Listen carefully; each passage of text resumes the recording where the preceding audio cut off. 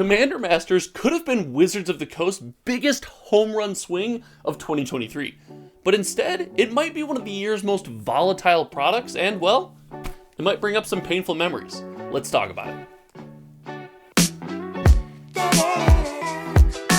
Wizards of the Coast have planted their flag and made the declaration that for the foreseeable future, Commander will be the center of the Magic the Gathering universe. And not for no reason. It seems that Commander is by and far the most popular way that regular enthusiasts like you and I choose to engage with Magic the Gathering. Now, because of this, products and the way we buy, open, and play with Magic the Gathering has changed, and these changes have created an environment where a product like Commander Masters might find itself struggling. And while a set struggling is regular for, normal enthusiasts like you and I, this struggle could go deeper and could translate to problems on the other side of the counter with our favorite local game stores. So today, I want to talk about some things I see coming with Commander Masters. I want to make a comparison that I think you guys are really going to enjoy. And then finally, I want to go off book here a little bit and talk about a change that Wizards of the Coast made recently that I think is a vastly positive change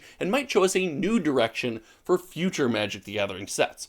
But before we get into all that, we have to talk about the Commander Masters release. Commander Masters is a set that is coming out this year as of the recording of this video, and when the sets were laid out at the start of the year, kind of when we got the whole preview and what are we getting, Commander Masters was the bright shining star in the middle of the sky. It was the gem of that release schedule, and we all wanted to focus on it. Well, this was before Lord of the Rings hit the ground running and has been by and far the most popular Magic the Gathering set that we have ever tracked on this channel. That's right here I track every single sold listing of sealed product on TCG Player, and Lord of the Rings blew all the other sets out of the park. Frankly, it wasn't even close. And the fact that this set drops right before Commander Masters will have something to do with the success of the upcoming Commander release. But more important than that, I think a big issue we're going to have when it comes to Commander Masters is about the price. And we've talked about the price from our side of the table before, how it's a premium product, there's really no low-end engagement point, and if we want to open these boxes and crack these packs,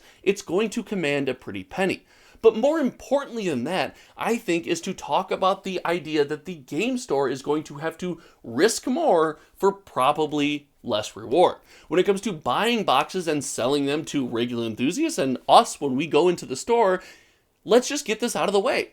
Game stores have to make money. That is the whole business model. They buy the boxes at a certain price, they sell it to us for slightly more, and because of that, they can keep their doors open. We have a place to go and hang out with our friends, gather, and play our favorite trading card game. But with a set like Commander Masters, what the higher price means is that these game stores are going to have to risk more of their own money to put the same bacon on the table, if you will, for their community. And if their community takes a look at the product and, rejects it, that means that game store is stuck with the product on their shelves that they either have to sell at break even or even at a loss just to try to get their cash flow going to then buy the next Magic the Gathering set. Yes, this is a side effect of the rapid release cycle for Magic the Gathering, and frankly, I am concerned as to how we as a community will take to Commander Masters. I've said it on this channel before, and I'll remember to link the video here, and if I don't in editing, listening, editing is hard. It's not the thing I do best. The thing I do best is these conversations, so cut me some slack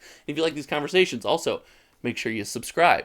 But what I think we're going to see here is the fact that we have seen so much Commander success recently between Lord of the Rings. Every single standard product coming out has a Commander sub-theme and subset inside. And yes, even back to Dominaria Remastered, where the most popular cards in the set are staples for Commander.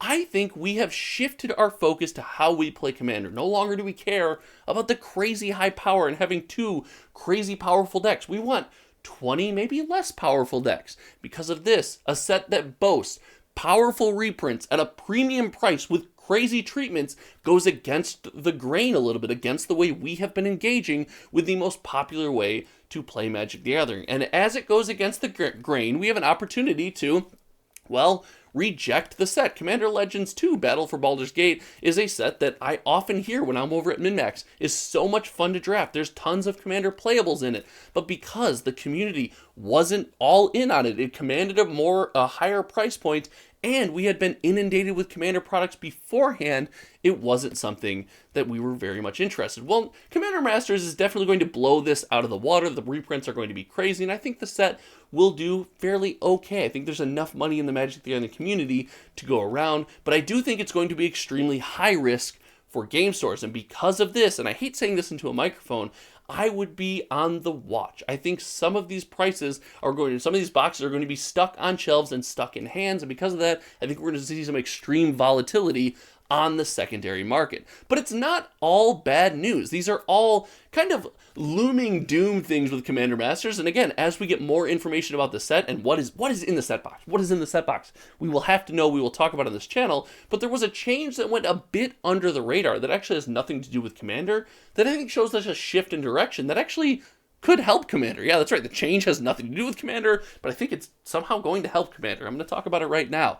What we saw this year, in the recent past, is that Wizards of the Coast said, we are dedicating ourselves to bring back Standard. And before you click off the video, just because I said Standard, hear me out. I think this is extremely positive for product and for our community. Imagine a world with me, if you will, now close your eyes, we'll do a little thought exercise, where regular product releases drop, and they are focused on that regular release. There's not necessarily a Commander subset. Commander players can dig into these products, find fun tools that they choose they want to use in their deck. There's no sub-theme, but then a premium release for Commander comes out. Well, that Commander community, remember that massive, the largest community in Magic the Gathering, is now feeling like, hey, I've picked and I've chosen some stuff, I've got to engage slightly, I am all in, I have been waiting for this moment, I'm going to engage right now. And not only that, those products that came out beforehand, the standard product releases, have a home. If Wizards of the Coast can recommit themselves to Standard and get it going at the local game store level,